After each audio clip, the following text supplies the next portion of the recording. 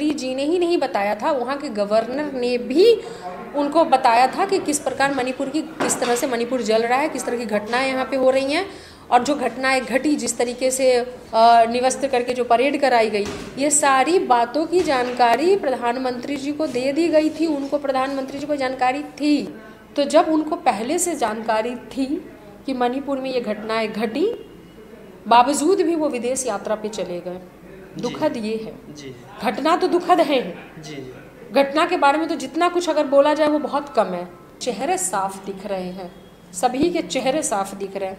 और अमित शाह बोल रहे हैं मैम कि हमको विपक्ष लोग इस पर चर्चा करने का मौका ही नहीं दे रहे हैं। बहुत ऐसे संसद में अभी जब थे आवाजें उठी, ही वही हो रहा है कि भाई प्रधानमंत्री जी को कहा जा रहा है कि मुंह खोलिए, प्रधानमंत्री जी को कहा जा रहा है कि इस पर चर्चा हो, राज्यों पर ही कनेक्ट करके आप दूसरे राज्यों पर जाकर के कनेक्ट करके आप बात कर रहे हैं। अरे कम से कम अपने आप को जितना लंबा चौड़ा अपना सीना बताते, कम से कम उतने सेकंड की तो कम से कम उन जो मणिपुर में घटना घटी थी उस पर बात कर लेते, लेकिन आपका मुंह नहीं खुला। आज सदन में जब विपक्ष मांग कर रहा है कि भैया बोलिए, कुछ तो बोलिए। लास्ट में मैम एक महिला आप हैं, महिला को ऐसे बर्बरता से किया गया है, उसके लास्ट में क्या बोलेंगे सारी महिलाओं के लिए? देखिए, आज इस बात को जो जिस तरह से जितनी दुखद घटना घटी है, जो हुआ है, उसमें देश की तमाम महिला अपने आप को असुरक्षित महसूस कर रही है। नमस्कार दोस्तों, आप देख रहे हैं अरबीन हिंदुस्तान। आज मेरे साथ रितु जायसवाल मैम हैं, जो आरजेडी का महिला विंग का को प्रदेश अध्यक्ष हैं। तो पहले मेरे चैनल में स्वागत है मैम जी। बहुत बहुत धन्यवाद मैम। मैं बात करूंगा, आज मणिपुर इस सिचुएशन में आ गई है कि महिलाओं को निर्वस्त्र करके घुमाया जा रहा है। इस पर आपको प्रधानमंत्री को 77 दिनों के बाद पता चलता है, इस पर क्या बोलेंगे मैम? नहीं, प्रधानमंत्री जी को 77 दिनों के बाद नहीं पता चला, उनको पता बहुत पहले चल चुका था। वहाँ के मुख्यमंत्री जी ने खुद उनको कॉल करके बताया था, उनसे बात किया था कि मणिपुर जल रहा है, इस तरह की हत्याएं यहाँ पे हो रही हैं, इस तरह की घटनाएं यहाँ पे घट रही हैं। और सिर्फ वहाँ के मुख्यमंत्री जी ने ही नहीं बताया था, वहाँ के गवर्नर ने भी उनको बताया था कि किस प्रकार मणिपुर की किस तरह से मणिपुर जल रहा है, किस तरह की घटनाएं यहाँ पे हो रही हैं और जो घटनाएं घटी, जिस तरीके से निवस्त्र करके जो परेड कराई गई, ये सारी बातों की जानकारी प्रधानमंत्री जी को दे दी गई थी। उनको प्रधानमंत्री जी को जानकारी थी। लेकिन इतने लोकतंत्र में ऐसी सिचुएशन लाया जा रहा है मैम, ये इस पर क्या आप बोलेंगे? लोकतंत्र का आपको समझिए कि छीना जा रहा है, मतलब कि लोकतंत्र का तौहीन किया जा रहा है। एक बात बताइए, जो देश के रक्षक हम लोग जिनको मानते हैं, जिन्हें हमें लगता है कि ये हमारे देश के प्रधानमंत्री हैं, ये हमारी रक्षा करेंगे, क्योंकि किसी भी देश के प्रधानमंत्री का या राज्य के मुख्यमंत्री हैं या जो भी हैं, उनका उनका राजधर्म क्या है? राजधर्म ये है कि वो पार्टी से अलग, पॉलिटिक्स से उठ करके अपने राजधर्म का पालन करें। लेकिन हमारे देश के प्रधानमंत्री अपना राजधर्म भूल गए और वो शायद पार्टी धर्म पे आकर के कमज़ोर पड़ गए।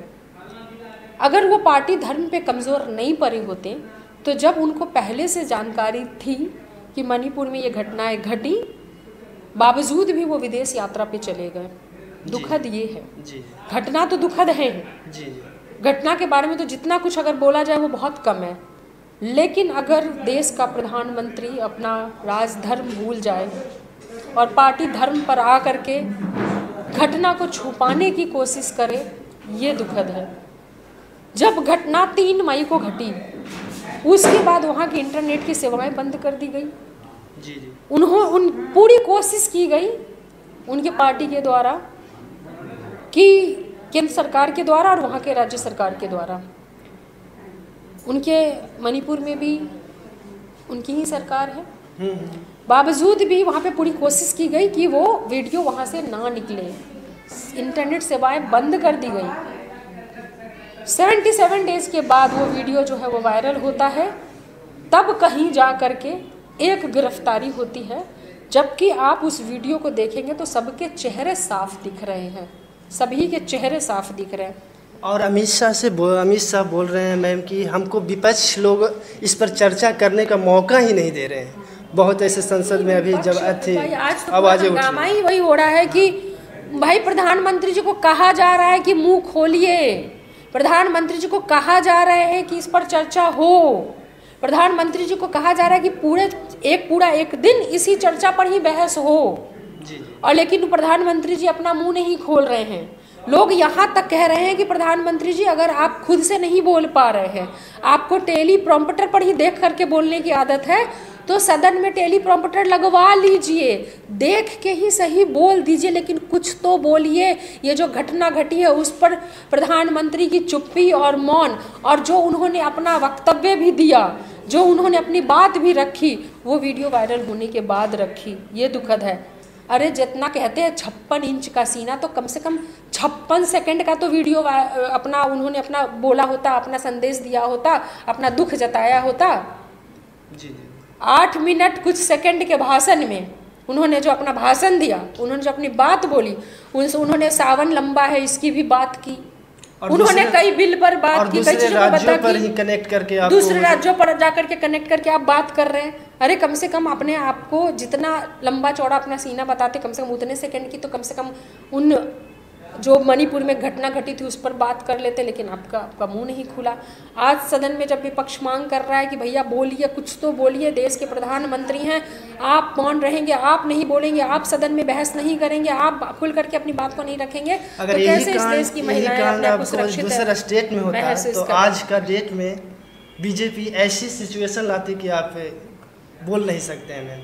देखिए, वो जब अपने पर उनकी आती है तो वो बचाते हैं। प्रधानमंत्री मोदी जी ने हमेशा से बलात्कारियों को, अपराधियों को बचाने का काम किया है। चाहे वो आप लगातार देखें जो महिला रेसलर्स के साथ हुआ, वहाँ भी उन्होंने अपने एमपी को बचाने का काम किया, ब्रिजभूषण शरण सिंह को। जिस दिन प्रधानमंत्री मोदी जी अपना बयान दे रहे थे मीडिया के सामने, 77 दिनों के बाद उन्होंने जो थोड़ा सा मुंह खोला, अपना उन्होंने संवाद जो दिया, उसी दिन दिल्ली की पुलिस, अमित शाह जी की पुलिस, ब्रिजभूषण शरण सिंह के जमानत पे उन्होंने कोई ऑब्जेक्शन नहीं डाला। उन्होंने कहा जमानत होती है तो हो जाने दे, और जमानत मिल भी गई उसी दिन।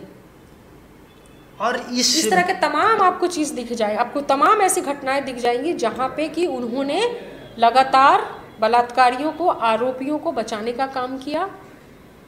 तो उनका जो उन्होंने दुख इस बात का ही मैं फिर से कह रही हूँ कि उनको अपना राजधर्म भूल गए, ठीक है, लास्ट में पार्टी धर्म को याद रखा है, ये दुखद है। लास्ट में मैम एक महिला आप हैं, महिला को ऐसे बर्बरता से किया गया है, उसके लास्ट में क्या बोलेंगे सारी महिलाओं के लिए? देखिए, आज इस बात को जिस तरह से जितनी दुखद घटना घटी है, जो हुआ है, उसमें देश की तमाम महिला अपने आप को असुरक्षित महसूस कर रही है। ये सिर्फ एक महिला की बात नहीं है, ये सिर्फ मुझे लगने की बात नहीं है। आपके हाथ में कैमरा है, लेकिन आप भी इस चीज़ से डरे होंगे कि कहीं किसी की भी बहन और बेटी वो हो सकती है, किसी की भी हो सकती है। आज देश में कोई सुरक्षित नहीं है। इस घटना ने यह साबित कर दिया है कि आज देश में कोई भी सुरक्षित नहीं है।